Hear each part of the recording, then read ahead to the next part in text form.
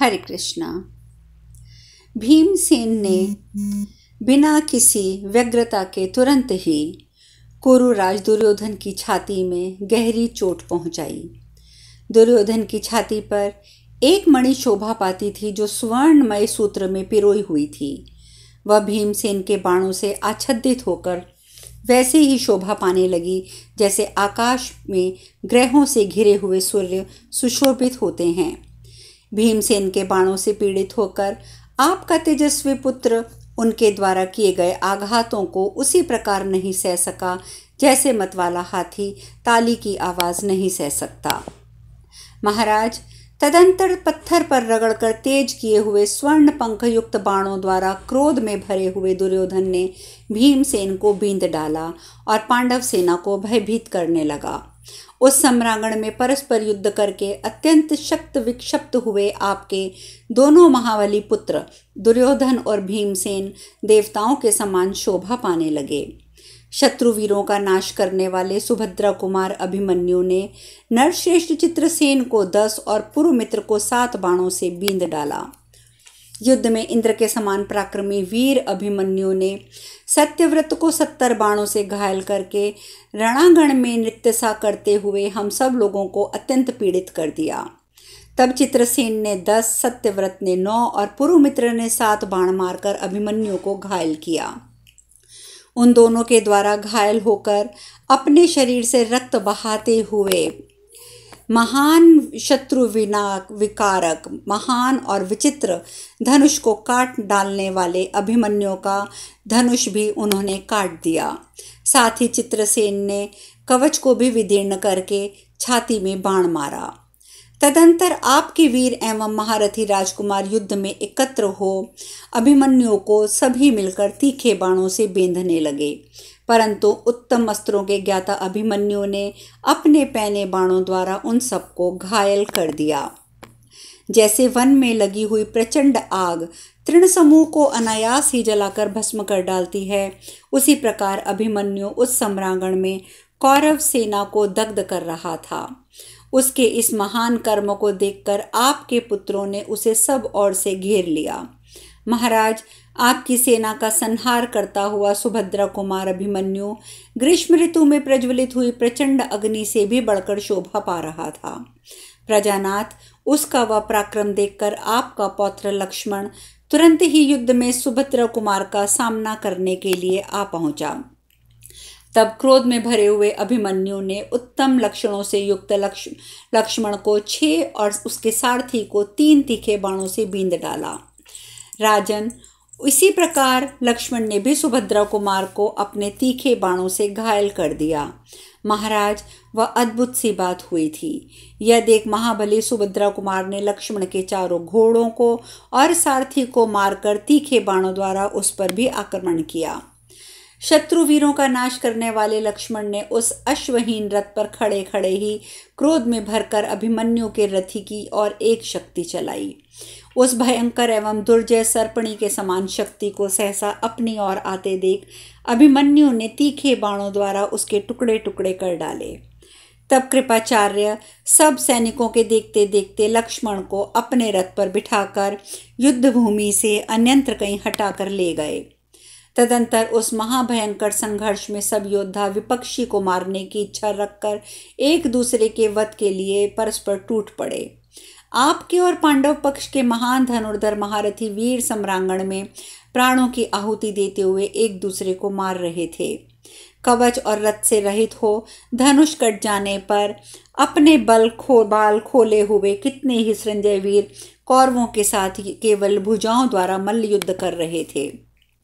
तब महाबली महाबाहु भीष्म अत्यंत कुपित हो अपने दिव्यास्त्रों द्वारा महामना पांडवों की सेना का संहार करने लगे। उस समय वहां मारे और गिराए गए हाथी, घोड़े, मनुष्य, रथी और सवारों द्वारा सारी पृथ्वी आच्छादित हो गई। इस प्रकार श्री महाभारत भीष्म पर्व के अंतर्गत भीष्मवध पर्व में द्वंद्व युद्ध विषयक 73वां अध्याय पूर्ण हुआ। संजय जी आगे कहते हैं, राजन, महाबाहु सत्य की युद्ध में उन्मत्त होकर लड़ने वाले थे। उन्होंने युद्ध में भार सहन करने में समर्थ और परम उत्तम धनुष को बलपूर्वक खींचकर विषधर सर्प के समान भयंकर पंख युक्त बाण छोड़े। जब वे धनुष को खींचते, दूसरे दूसरे बाण छोड़ते, फिर नए नए बाण हाथ में लेते, धनुष पर रखते, ये सब बहुत अद्भुत दिखाई देता था। भरत उस समय युद्ध में बढ़ते हुए देख राजा दुर्योधन ने उनका सामना करने के लिए 10,000 रथियों की सेना भेजी, परंतु श्रेष्ठ धनुर्धर सत्य पराक्रमी शक्तिशाली सात्यकी ने उन समस्त धनुर्धर योद्धाओं को अपने दिव्यास्त्र के द्वारा मार डाला। वह भयंकर कर्म करके फिर धनुष लिए वीर सात्यकी के ने युद्ध स्थल में भूरिश्रवा पर आक्रमण किया। सात्यकी ने आपकी सेना को मार गिराया। यह देखकर कुरुकुल की कीर्ति बढ़ाने वाले भूरिश्रवा अत्यंत कुपित होकर उनकी ओर दौड़ा। उसका विशाल धनुष इंद्रधनुष के समान बहुरंगा था। महाराज, उसे खींचकर भूरिश्रवा ने अपने हस्त लाघव का परिचय देते हुए वज्र के समान दुस्सह और विषैले सर्पों से के तुल्य भयंकर शस्त्र बाणों को छोड़ा। उन बाणों का स्पर्श मृत्यु के तुल्य था। युद्ध भूमि में वे रण दुर्दम सात्यकी को वहीं छोड़कर अन्य सैनिक वहां से भाग निकले। सात्यकी के 10 महाबलवान पुत्र थे। उनके कवच, आयुध, ध्वज सभी विचित्र थे। वे सब के सब महारथी कहे जाते थे। वे युद्ध स्थल में यूप चिन्हित ध्वज वाले महारथी भूरिश्रवा को देखकर उसके पास आए और क्रोधपूर्वक उससे इस प्रकार बोले, महाबली कौरव पुत्र, आओ इस संग्राम भूमि में हम सब लोगों के साथ अथवा पृथक पृथक एक एक करके युद्ध करो। या तो तुम युद्ध में हमें पराजित करके यश प्राप्त करो, अथवा हम तुम्हें परास्त करके पिता को प्रसन्न करेंगे। तब उन शूरवीरों के ऐसा कहने पर अपने पराक्रम की श्लाघा करने वाला भूरिश्रवा उन्हें युद्ध के लिए उपस्थित देख इस प्रकार बोला, वीरों, यदि तुम्हारा ऐसा विचार है तो तुम लोगों ने ये बड़ी अच्छी बात कही है। तुम सब लोग एक साथ सावधान होकर यत्नपूर्वक युद्ध करो। मैं इस रणभूमि में तुम सब लोगों को मार गिराऊंगा। भूरिश्रवा के ऐसा कहने पर शीघ्रता करने वाले उन महान धनुर्धर वीरों ने बड़ी भारी बाण वर्षा करते हुए शत्रु दमन भूरिश्रवा पर आक्रमण किया। महाराज, अपराह्न काल में उस सम्रांगण में एकत्र हुए बहुत से वीरों के साथ एक वीर का भयंकर युद्ध प्रारंभ हुआ। नरेश्वर, जैसे मेघ वर्षा काल में मेरु पर्वत पर जल की बूंदें बरसाते हैं, उसी प्रकार उन सब ने मिलकर रथियों में श्रेष्ठ एकमात्र भूरिश्रवा पर बाणों की वर्षा कर दी। उनके द्वारा छोड़े हुए यम, दंड और व्रज के समान प्रकाशित होने वाले भयंकर बाणों को अपने पास पहुंचने से पहले ही महारथी भूरिश्रवा ने बिना किसी घबराहट के शीघ्रतापूर्वक काट गिराया। वहां हम सब ने सोमदत्त पुत्र भूरिश्रवा का अद्भुत पराक्रम देखा।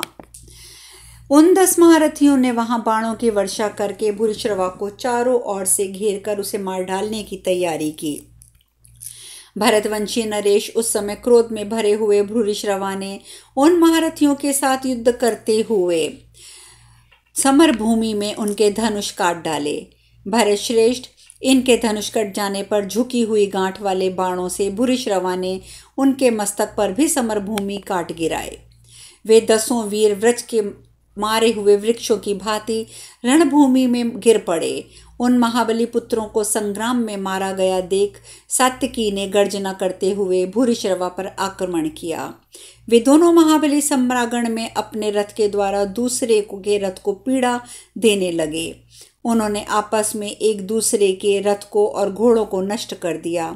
इस प्रकार वे रथविहीन हुए दोनों महारथी उछलते कूदते हुए एक दूसरे का सामना करने लगे। वे दोनों पुरुष सिंह हाथ में बड़ी बड़ी तलवारें और सुंदर ढाले लिए युद्ध के लिए उद्यत होकर बड़ी शोभा पा रहे थे। वे तलवारों की मार से एक दूसरे को अत्यंत घायल करने लगे। खड्ग के आघात से पीड़ित हो दोनों ही पृथ्वी पर खड़े होकर युद्ध कर रहे थे। वे रणदुर्जय पराक्रमी वीर खिले हुए पलाश वृक्षों की भांति सुशोभित थे। तदंतर उत्तम खड्ग धारण करने वाले सात्यकी के पहुंच पहुंचकर भीमसेन ने उस समय तुरंत उन्हें अपने रथ पर बिठा लिया। इस प्रकार आपके पुत्र दुर्योधन ने भी युद्ध स्थल में समस्त धनुर्धरों के देखते देखते भूरिश्रवा को तुरंत अपने रथ पर चढ़ा लिया। उस समय क्रोध में भरे हुए पांडव उस युद्ध में महारथी भीष्म के साथ युद्ध करने लगे। जब सूर्य अस्ताचल के पास पहुंचकर लाल होने लगा, उस समय अर्जुन ने बड़ी उतावली के साथ बाण वर्षा करके 25,000 महारथियों को मार डाला। वे सब के सब दुर्योधन की आज्ञा से अर्जुन का संहार करने के लिए आए थे, परंतु उस समय आग में गिरे हुए पतंगों की भांति वे उनके पास आते ही नष्ट होते गए। तदंतर धनुर्विद्या में प्रवीण मत्स्य और केकय देश के वीर अभिमन्यु आदि पुत्रों से युक्त महारथी अर्जुन को घेर कर कौरवों ने से युद्ध के लिए खड़ा किया। इस प्रकार सूर्य अस्ताचल को चले गए। तब आपके समस्त सैनिकों पर मोह छा गया। तब आपके ताऊ देवव्रत ने संध्या के समय अपनी सेना को पीछे हटा लिया। उनके वाहन बहुत थक गए थे। पांडवों और कौरवों के पारस्परिक संघर्ष में दोनों की सेनाएं अत्यंत उद्विग्न हो उठी थी, अतः वे अपनी अपनी छावनी को चली गईं। भरत तदंतर संजयों सहित पांडव और कौरव अपने शिविर में जाकर वहां विधि पूर्वक विश्राम करने लगे। इस प्रकार श्री महाभारत भीष्म पर्व के अंतर्गत भीष्मवध पर्व में 5वें दिवस में युद्ध की समाप्ति विषयक 74वां अध्याय पूर्ण हुआ। संजय आगे कहते हैं, राजन, रात को विश्राम करने के अनंतर जब वह रात बीत गई, तब पुनः युद्ध के लिए पांडव और कौरव साथ साथ निकले। उस समय वहां आपके और पांडव पक्ष के सैनिकों में बड़ा कोलाहल मचा हुआ था। कहीं पैदल, कहीं घोड़े वाले, कहीं रथी, सभी अपनी अपनी तैयारियों में जुटे थे। शंखों दुधुम्बियों की ध्वनि जोर से चल रही थी। तदंतर राजा युधिष्ठिर ने धृष्टद्युम्न से कहा, महाबाहो, तुम शत्रुनाशक मकरव्यूह की रचना करो। महाराज, कुंती पुत्र युधिष्ठिर के ऐसा कहने पर रथियों में श्रेष्ठ महारथी धृष्टद्युम्न ने अपने समस्त रथियों को मकरव्यूह बनाने की आज्ञा दे दी। उसके मस्तक के स्थान पर राजा द्रुपद तथा पांडु पुत्र अर्जुन खड़े हुए। महारथी नकुल और सहदेव नेत्रों के स्थान में स्थित हुए। महाराज महाबली भीमसेन उसके मुख की जगह खड़े हुए। सुभद्रा कुमार अभिमन्यु, द्रौपदी के 5 पुत्र, राक्षस घटोत्कच, सात्विकी, इसके साथ साथ धर्मराज युधिष्ठिर, वे सब मकरव्यूह में ग्रीवा भाग में स्थित हुए। सेनापति विराट विशाल सेना से घिरकर धृष्टद्युम्न के साथ उस व्यूह के पृष्ठभाग में खड़े हुए। 5 भाई केकय राजकुमार उनके वाम पार्श्व में खड़े हुए। नरश्रेष्ठ धृष्टकेतु और पराक्रमी चेकितान ये व्यूह के दाहिने भाग में स्थित होकर उसकी रक्षा करते थे। उसके दोनों पैरों की जगह महारथी श्रीमान कुंती भोज और विशाल सेना सहित शतनीक खड़े थे। सोमुखों से घिरा हुआ महाधनुर्धर शिखंडी और बलवान इरावान, ये दोनों उस मकरव्यूह के पुच्छ भाग में खड़े हुए। महाराज भरतनंदन, इस प्रकार उस महान मकरव्यूह की रचना करके पांडव कवच बांधकर सूर्योदय के समय पुनः युद्ध के लिए तैयार हो गए। ऊंची ऊंची ध्वजाओं, छत्रों और चमकीले और तीखे अस्त्रों शस्त्रों से युक्त हाथी, घोड़े, रथ, पैदल चतुरंगी सेना के साथ पांडवों ने कौरवों पर शीघ्रतापूर्वक आक्रमण किया। राजन, तब आपके ताऊ देवव्रत ने पांडवों का वह व्यूह देखकर उसके मुकाबले में अपनी सेना को महान क्रौंच व्यूह के रूप में संगठित किया। उसकी चोंच के स्थान पर महाधनुर्धर द्रोणाचार्य को सुशोभित किया। राजा शूरसेन और आपका पुत्र दुर्योधन और बहुत से राजाओं के साथ क्रौंच के ग्रीव भाग में स्थित हुए। मद्र सौवीर के कई योद्धाओं से घिरे हुए प्राज्ञ ज्योतिषपुर के राजा भगदत्त युग व्यूह के वक्षस्थल में स्थित हुए। तुषार युवन आदियों ने भी अपना अपना स्थान ग्रहण किया। श्रुतायु, शतायु, सोमदत्त कुमार, भूरिश्रवा, ये परस्पर एक दूसरे की रक्षा करते हुए व्यूह के जघन प्रदेश में स्थित हुए। रथियों और हाथियों की ओर बढ़े हुए रथी घुड़सवारों पर रथारोही और रथारोहियों पर घुड़सवार चढ़े आए। राजन, उस महायुद्ध में घोड़सवारों और रथियों पर 2 पैदल सैनिक भी आक्रमण करने लगे। इस प्रकार अमर्ष में भरे हुए सैनिकों ने एक दूसरे पर धावा बोल। भीमसेन, अर्जुन, नकुल, सहदेव, अन्य महारथियों से सुरक्षित हुई पांडव सेना नक्षत्रों की भांति से सुशोभित हो रही थी। इसी प्रकार भीष्म, कृपाचार्य, द्रोणाचार्य, शल्य और दुर्योधन, ये सब भी अपने अपने स्थान पर खड़े आकाश में जैसे ग्रह शोभा पाते हैं ऐसे शोभा पा रहे थे। पराक्रमी कुंती कुमार भीमसेन ने द्रोणाचार्य को देखकर वेगशाली अश्रुओं द्वारा द्रोण की सेना पर धावा किया। युद्ध की स्पृहा रखने वाले महापराक्रमी द्रोणाचार्य ने रणभूमि में कुपित होकर भीमसेन के मर्म स्थानों को लोहे के नोक 2 बाणों से घायल कर दिया। तब युद्ध में द्रोणाचार्य के द्वारा अत्यंत आहत होकर भीमसेन ने उनके सारथी को यमलोक भेज दिया। तब प्रतापी द्रोणाचार्य स्वयं ही घोड़ों की बागडोर संभालते हुए पांडव सेना का उसी प्रकार संहार करने लगे जैसे आग रुई के ढेर को भस्म कर डालती है। वे नरश्रेष्ठ संजय और केकय द्रोणाचार्य तथा भीष्म की मार खाकर रणभूमि से भागने लगे। इसी प्रकार भीम और अर्जुन के बाणों से शक्त विक्षिप्त हुई आपकी सेना मतवाली स्त्री की भांति जहां तहां मूर्छित होने लगी। बड़े बड़े वीरों का संहार करने वाले उस युद्ध में दोनों सेनाओं के व्यूह टूट गए और आपके तथा पांडवों के सैनिकों का भयंकर सम्मिश्रण हो गया। हमने आपके पुत्रों का शत्रुओं के साथ अद्भुत पराक्रम देखा था। वे सब के सब एक पंक्ति में खड़े होकर युद्ध कर रहे थे। प्रजानाथ, महाबली कौरव और पांडव एक दूसरे के अस्त्र शस्त्रों का निवारण करते हुए जूझ रहे थे। इस प्रकार श्री महाभारत भीष्म पर्व के अंतर्गत भीष्मवध पर्व में 6ठे दिन के युद्ध का आरंभ विषयक 75वां अध्याय पूर्ण हुआ। यह सब सुनकर धृतराष्ट्र ने पूछा, संजय, इस प्रकार हमारी सेना अनेक गुणों से संपन्न है, अनेक अंगों से युक्त और अनेक प्रकार से संगठित है तथा शास्त्रीय विधि से उसकी व्यूह रचना की गई है, अतः वह अमोघ है। हमारी यह सेना हम लोगों पर सदा प्रसन्न और अनुरक्त रहने वाली है, हमारे प्रति सर्वदा विनीत भाव रखती आई है। यह किसी भी व्यसन में नहीं फंसी है। पूर्व काल में इसका पराक्रम देखा जा चुका है। यहाँ सबने कवच और अस्त्र शस्त्र धारण कर रखा है। यहाँ का एक एक योद्धा खड्ग युद्ध, मल्ल युद्ध, गदा युद्ध में कुशल है। ये सैनिक प्रास, सृष्टि, तोमर आदि अनेक अस्त्रों से युद्ध में प्रयोग करने की कला में कुशल और मुष्टि युद्ध में भी सब प्रकार से समर्थ हैं। हमारी इस सेना का धनुर्वेद का प्रत्यक्ष अनुभव प्राप्त है।